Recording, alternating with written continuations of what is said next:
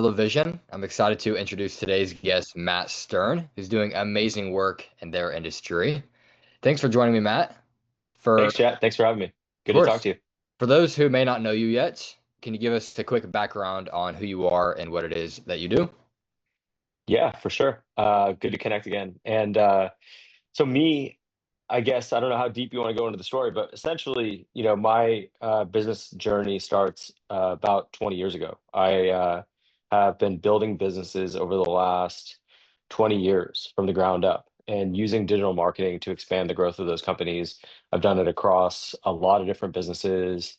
I think the numbers are around like 300 to 350 million dollars in business over that time that we've generated for our own brands and for client brands. And typically how I've operated is, really owning the brand from end to end. So being able to uh, optimize the digital experience from the first time someone sees an ad online to the last time they interact with that brand, and having the ability to watch all of those consumer touch points and pull the right lever at the right time to maximize conversion and maximize lifetime value. Yeah, that's awesome. Thank you. Thank you for sharing that. I was doing some research, a little bit of deep diving on like you and like the website and the business itself. Um, Yeah. I found something that said like over 40 years of marketing altogether with certain people, but then since 2005 was really when you guys like started all this, correct? Yeah, 2005 was when I got out of college and happened to meet a group of entrepreneurs that were talking about building this platform to understand the lifetime value of a customer. And I had no idea what that meant at the time, but it sounded incredibly cool to me. And that Yeah, wound up kind of being my, what I would call like my MBA in digital marketing, was working side by side with those guys to grow that first business. And then in 2009, I spun off on my own and have been on my own ever since. that's awesome. That kind of leads me to my next question. Like, what kind of drew you into this type of work in general, other than I know, like you said, getting out of college around 2005? What really made you want to stick around in this specific industry of, building brands, doing marketing and all that stuff? Honestly, it's the refresh button. When you are running a marketing campaign online, I got addicted to the idea that like you hit refresh and the numbers go up. And it's like this very addictive thing. And Spotify actually has grabbed onto that. I don't know if you have any experience with Spotify, but when you sell something on Spotify and you have the app downloaded on your phone, every time a sale hits, it dings. It Yep. makes like a sound. It's that same thing. It's that ding from Spotify or the refresh button. That got me hooked. And since it's been an evolution of finding businesses that I can really get excited about and that I can actually feel like I'm bringing some value to the world with. I think I started with an ambition of through my 20s and even my 30s was like all about making money, right? Anything I could do to hustle and make money was what I was going to do and what I could sell. And there's been an evolution of now, can I do this in spaces where I'm bringing value to people's lives? And I feel like I felt like just in the last few years, I've found these businesses that I could really go deep on and feel like I'm both helping people and building an incredible company. Yeah, for sure. I love that. I respect that a lot. It's like the hustle, the money is cool, but bringing value to people is really what grows like your business as well and helps them grow theirs. So, do you have people mainly coming to you now? Is it mainly that? In what way? Like businesses coming to me to invest or to help them run their company? Yeah, because I should have worded that different. So I assume, I don't know, many years ago, 15, 20 years ago, it was mainly you going after other businesses, right, to do work. Now, I mean, 20 years later, it's like, okay, the Stern Group, you're more established and all of that, so you probably get to pick and choose who you work with, right?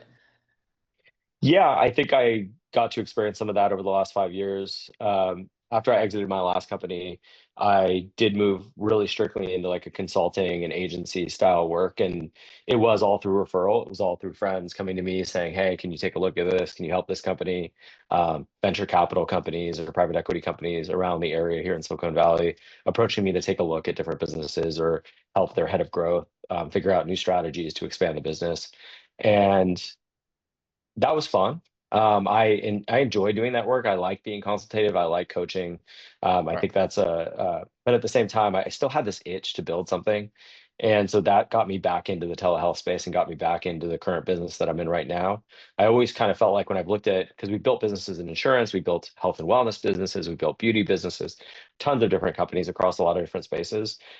during this time. I always felt like healthcare was the best utilization of those skills of what I Right. can do from a customer acquisition perspective in terms of creating the most value in a space where you've got I don't even know how big the industry is, but call it $1 trillion industry, tons of inefficiency, legacy companies that have just been doing business the same way forever.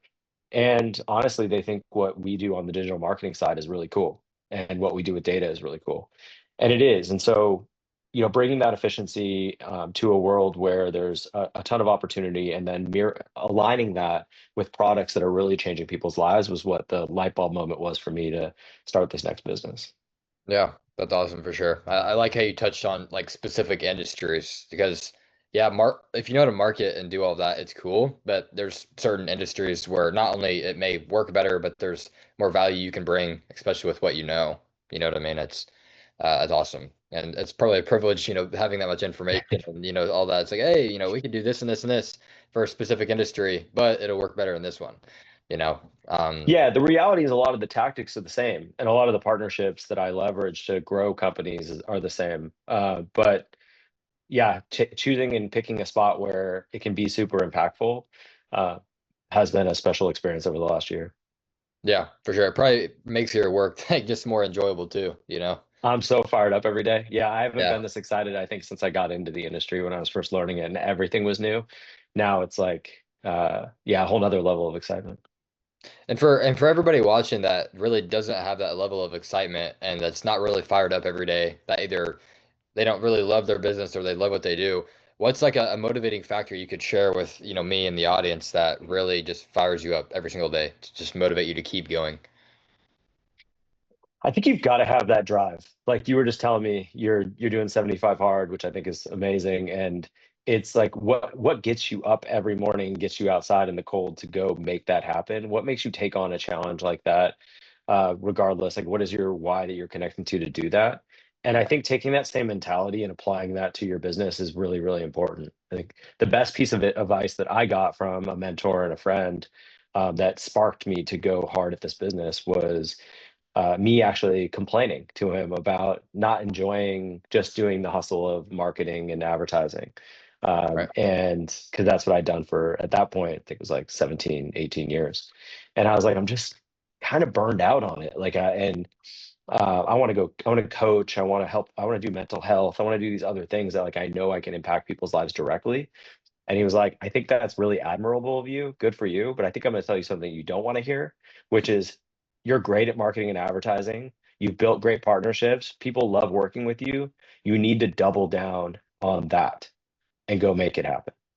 Yeah. And I love that because it wasn't about like, take the pride of like doing something that feels good or something that makes you happy out of the equation to in a sense and just sometimes you just got to go make it happen. And like Yeah. there's also some freedom and there's happiness and success as well. And so wherever you are today, if you can create success, if you can create momentum in this day today, you'll start to feel that, you'll start to build momentum.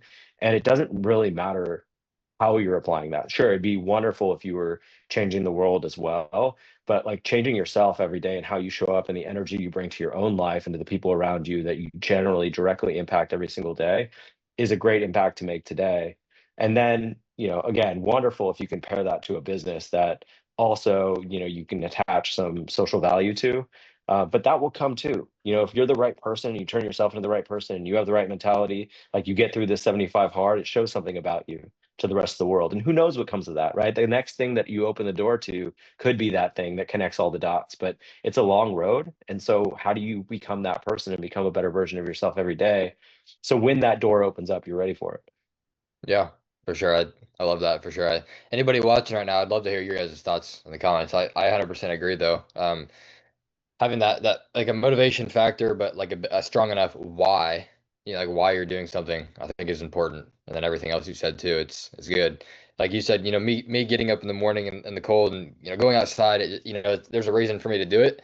And the diet as well, like the 75 hard that we're doing, not to get off track, but it's mainly a diet for people. And me and my Yeah. friend aren't trying to lose weight. We're already like lean and we play basketball all the time. That's what we do. Like literally Yeah. almost every day. So we're doing more of like no seed oils, no added sugars, like nothing like that. If we have anything the slightest, like we have to restart to 75 days. And I Yeah. actually had a dream last night that I was eating cookies. I'm like, and I woke up, I woke up, yeah, I woke up freaking out at like 3 or 4 in the morning. And I was like, about to text my friend and say, dude, I got to restart. I just had some cookies. And I was like, nah, that's not real. I came out of bed today and I'm like, no, don't. That's some, That's great. I yeah, love yeah, yeah. I'm just so dedicated to it that I have a dream that's like, oh, you messed up. You got to restart. No, no, no. I did not mess up. that. Mess up. So, like you said, I think, The brain tricking you. Yeah. yeah, like once that 75 days is over, like we're gonna continue to lead a healthy lifestyle, obviously. Like it's mainly just a starting point to really like, lock in, as we say.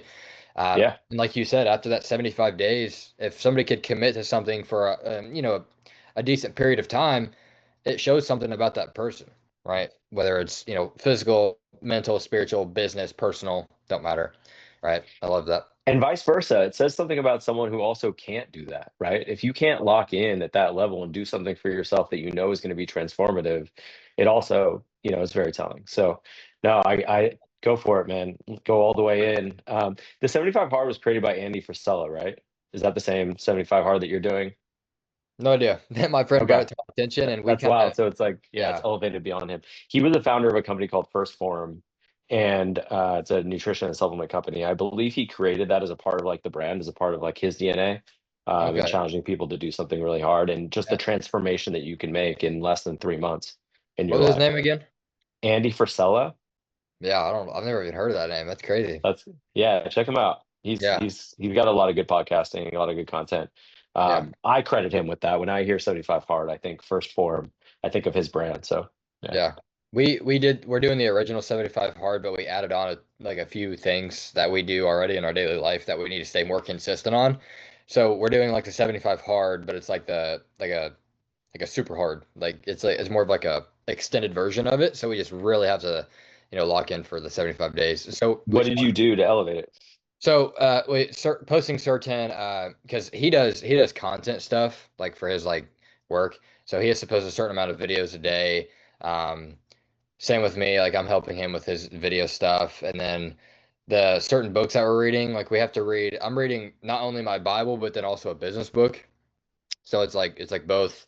The water intake's different, the diet's different, and it's just like it's a little different. It's about the same, but a little different. And we started October 18th, so exactly 75 days, it would be January 1st.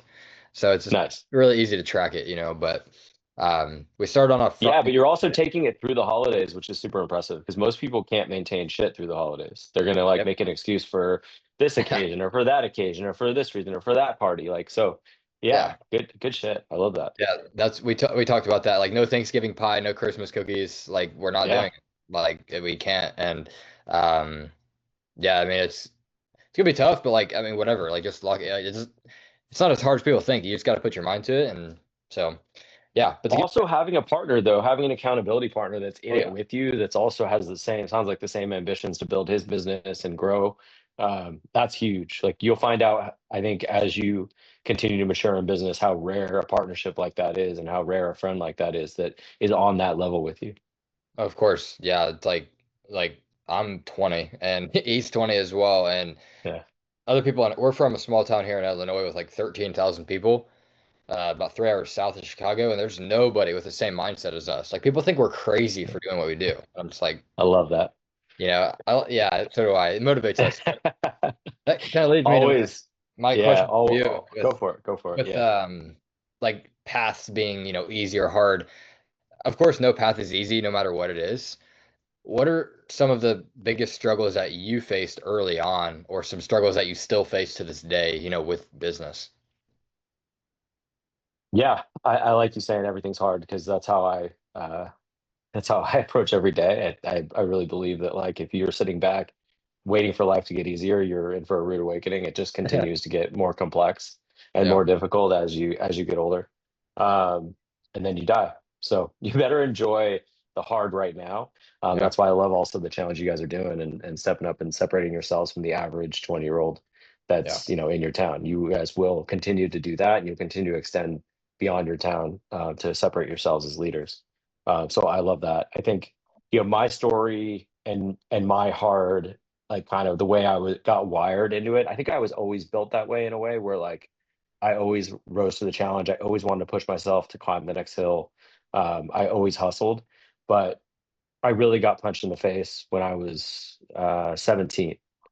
Um, my dad, who had been my biggest fan, was always my biggest fan. He at 17 lost everything and put my family through bankruptcy, through losing our home. My mom and I were homeless for a period of time, and we wound up getting taken in by some family friends that moved us into their pool house. And instead of watched all my friends go off to college and do the college thing and like go to the university of their choice. And I went from a life that was pretty easy, like a middle class, regular life, to not having anything. And a lot of humility in that moment. Mhm. But it flipped a switch in me that was, I'll never be the victim. I'll own it 100%. And I'm just going to attack. I'm going to become the best version of what I can be. I'm going to go attack it, in my education, in my business life, in my personal relationships, like in every way I'm going to show up and go attack this life. And I think ultimate accountability is what it taught me, that, you can't point the finger at anyone, and you can't, it just doesn't help, right? There's no moment that sitting back and saying, wow, I can't believe he did that to me, or can't believe that happened to me, um, ever works, right? It never gets you an outcome that you want. And I learned that in that moment. And so it was a journey from that point forward. I started working construction. I started going to city college, started, just making it happen. And so every step in this life, becoming, then finding, I got a like full ride to go to Cal Berkeley after I went to City College, because I got straight A's and kind of grinded my way through it. And so there were grants and funding that I could get.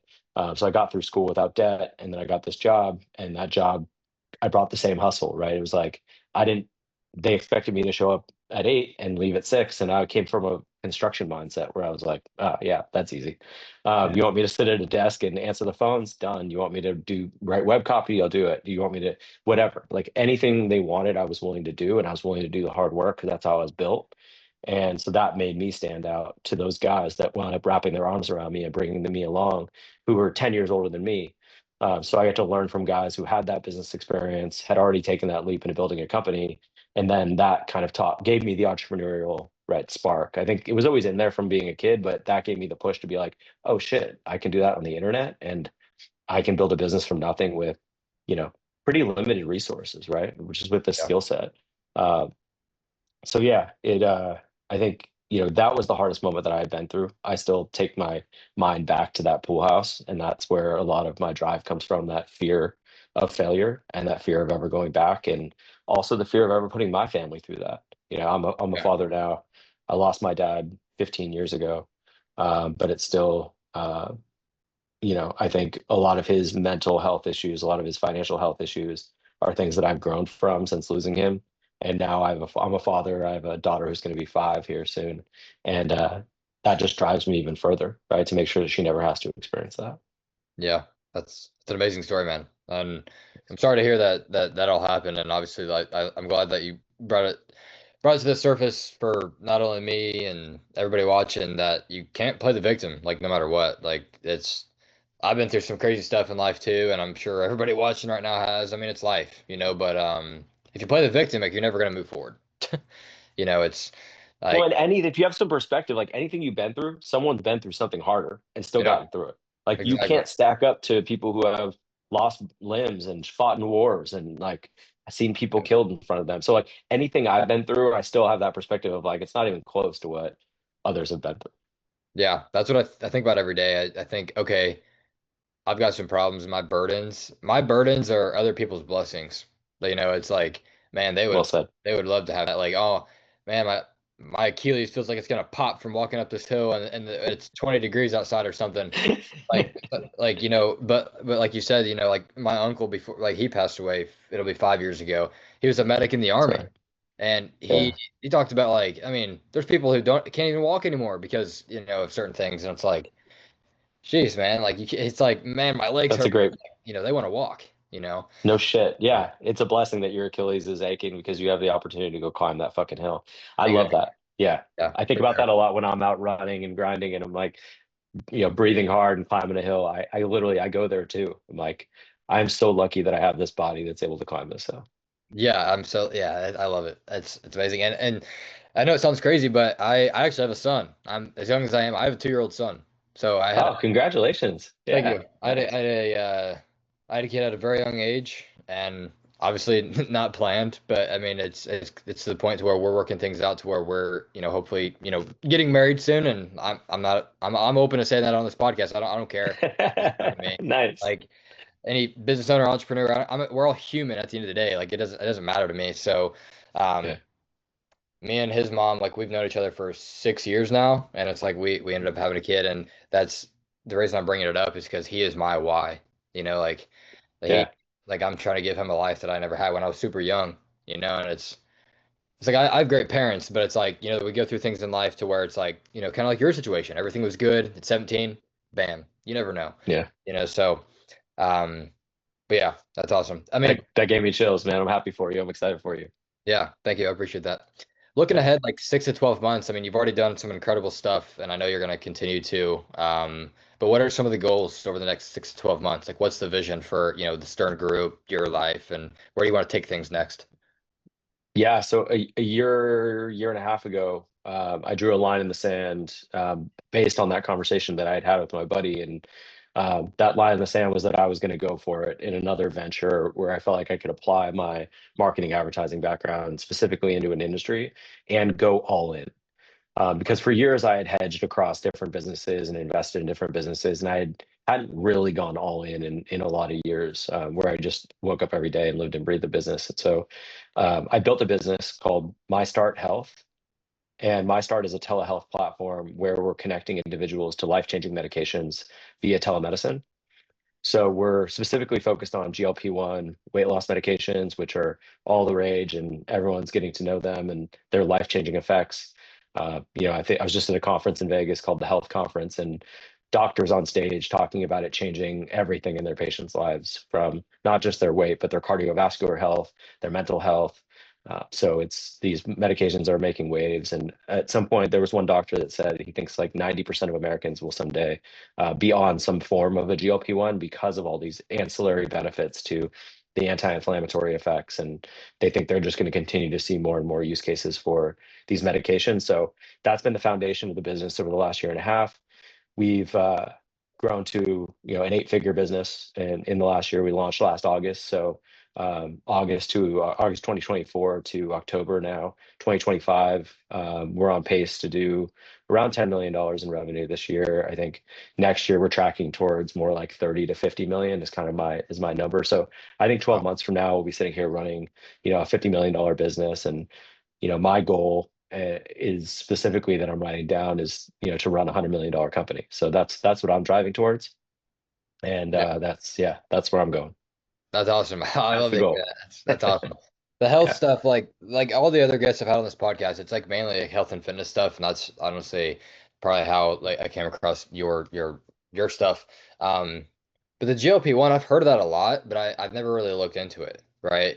So I'm glad you brought that up. I'm going to do a lot of research on that, and I think there's so much new like technology and health stuff these days that people don't even think about.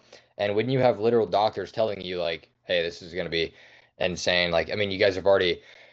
I mean, since you said last August, already 10. That's insane. That's awesome. But I know thanks. you've been in business and marketing and doing a lot of stuff for over 20 years. So just transitioning your experience from all of that to your new thing or newer thing uh, Yeah, helps it grow a lot. And $100 million company, like you said, that's your goal. That's freaking awesome, man. I love that. thank you, thank Um, you.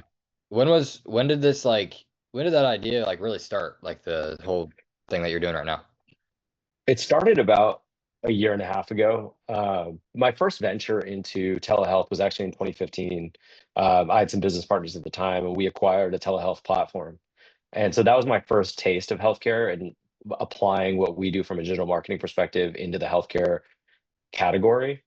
Um, then I went off and did another business and sold that business, helped take a company public. And then when I spun out of that, I was doing the consulting and advertising stuff, and I was getting approached by a lot of healthcare companies because they saw my background and like my DNA and kind of combined those two forces. They were companies that needed my growth influence. And so I was getting introduced by, again, like venture capital firms were introducing me to their healthcare investments. And as I was like, getting like behind the wheel of some of these companies, I was realizing that there wasn't a lot separating me from running the company versus helping them as a consultant. Yeah. And I just have always had that mentality where I don't want to work for anyone. I only want to work for myself.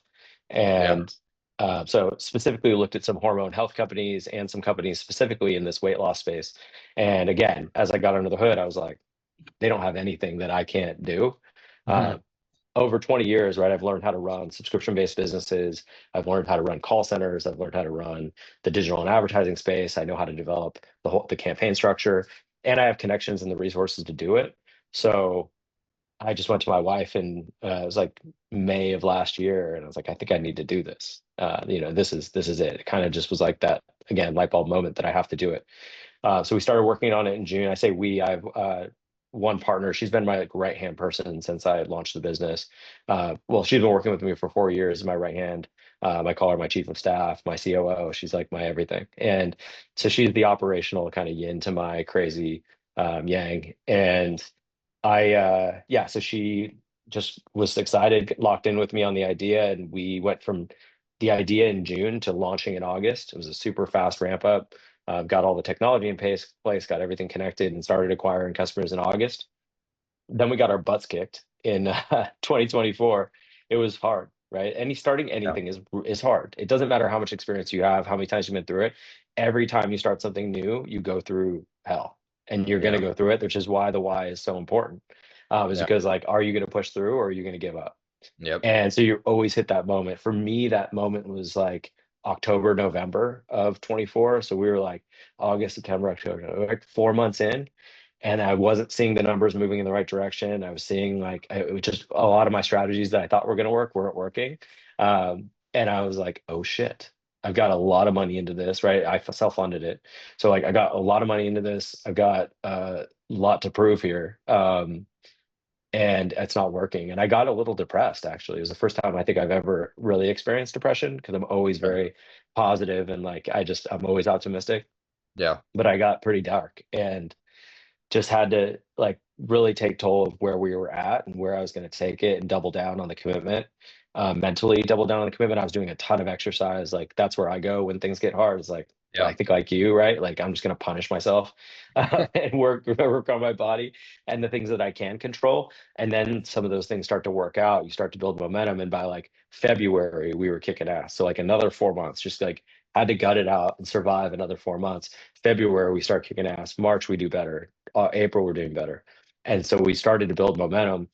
And that's what it takes in a business like any business, right? You start to build momentum, you start to get more like great people around you, you start to build new partnerships, and it really starts to go. And so, yeah, we had our first $1 million month in June. We then, have just continued to compound on that number. That's why going into the next year, like 30 million is easy next year. Yeah. 50 million is kind of my stretch goal for next year. Yeah. But I also believe it's very doable because we're on that trajectory and it's going.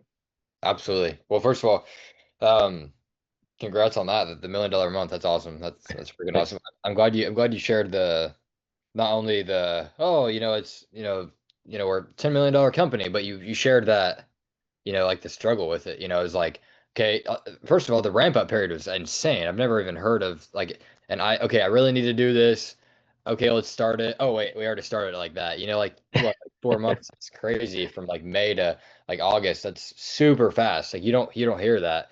Um, I'm sure it happens, but I don't hear about it ever, right? And then especially from going from August to now, I mean, that's insane. That's really good. I think, like you said, 30, 50, $100 million in the future, that's definitely doable.